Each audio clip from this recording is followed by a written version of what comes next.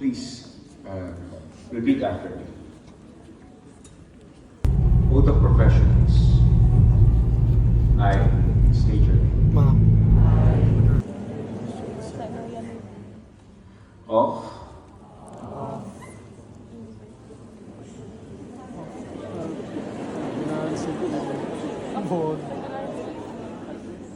hereby solemnly swear Hereby solemnly swear that I will support and defend the Constitution that I will support and defend the Constitution of the Republic of the Philippines, of the Republic of the Philippines, that I will bear true faith and allegiance to the same, that I bear true faith and allegiance to the same, that I will obey the laws, legal orders, and decrees that I will obey the laws, legal orders, and decrees promulgated by the duly constituted authorities promulgated by the duly constituted authorities of the Republic of the Philippines, of the Republic of the Philippines, and that I impose this obligation upon myself and that I impose this obligation upon myself voluntarily without mental reservation voluntarily without mental reservation or purpose of evasion.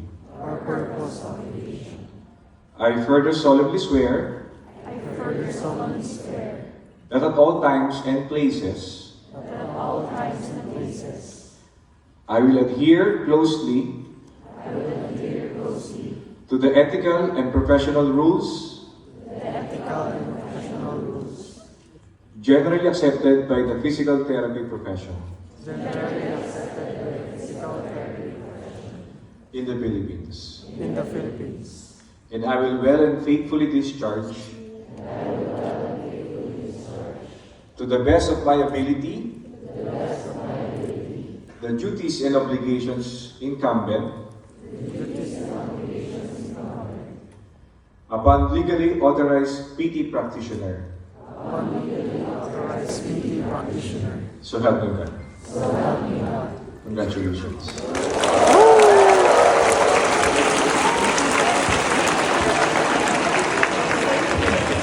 You may all take your seats. Congratulations, colleagues.